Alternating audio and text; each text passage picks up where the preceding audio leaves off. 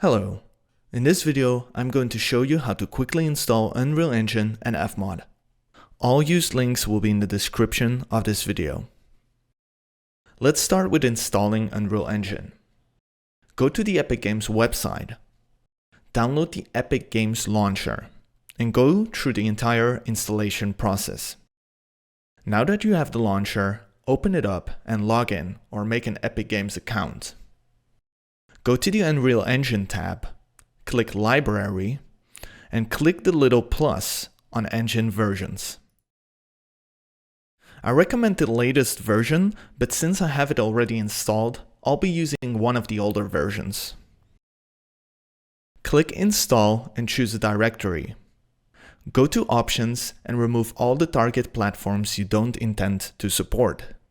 In my case, I remove everything. I'll solely support Windows. Click Apply and press Install. That's going to be it for Unreal Engine. Now that you have Unreal Engine installed, let's install FMOD.